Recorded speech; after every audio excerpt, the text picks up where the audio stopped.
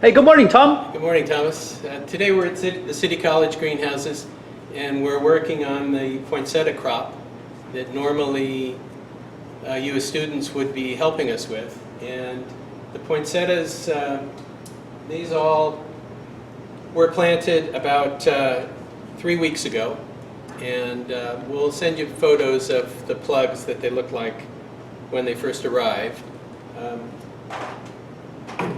And then this was a group that was planted 10 days ago. So you can see the difference in what 2 weeks or 10 more days makes. And then some of them are even taller.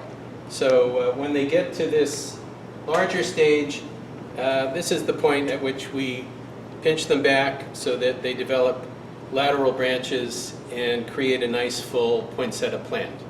And that's sort of documented on the schedule that we'll attach, showing each week what should be done with the poinsettias over the 3-month growing season.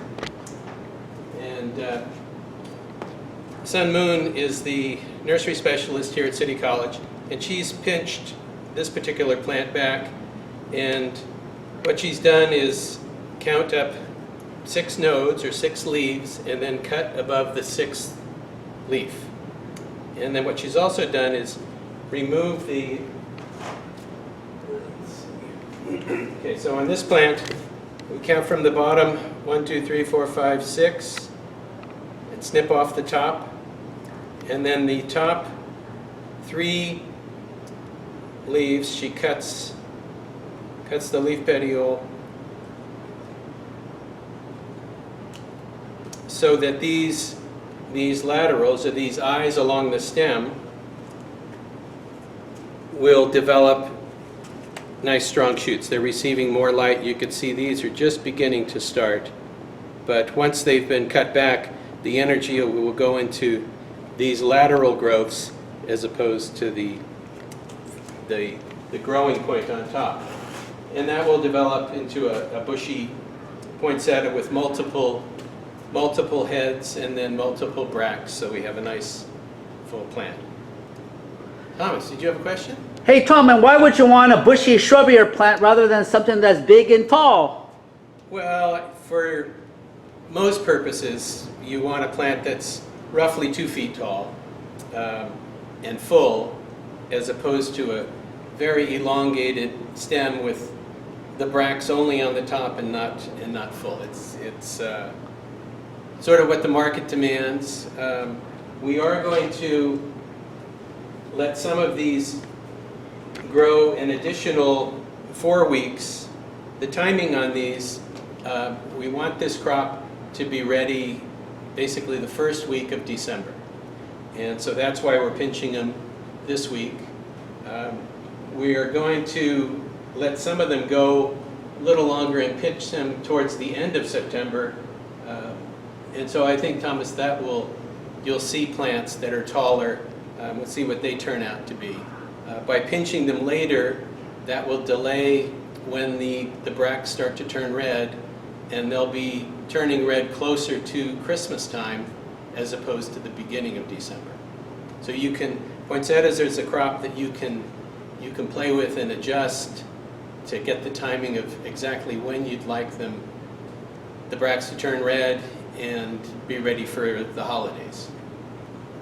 If you look at the benches, you can see how the plants have all been spaced out.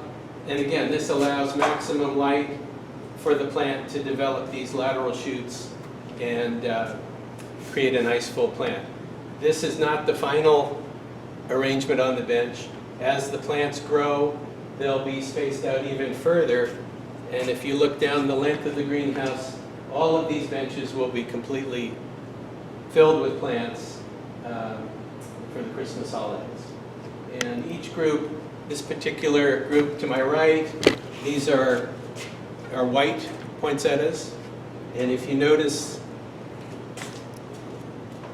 the difference between the two, red poinsettias have pigmentation on the stem and the leaf axil. White poinsettias are what you would call albino. There is no pigmentation. And so that will be reflected in in the color of the bracts. These will be pure white. These will be dark red. So that's one way of telling what you have, and we try and separate each variety, the white ones, and then there's 3 or 4 different types of reds.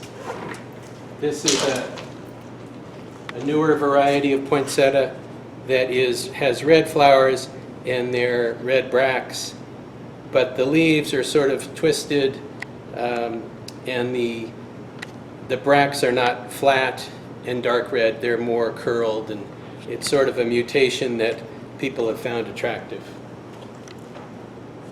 If you notice, I'm wearing gloves. This week we're talking about greenhouse hygiene.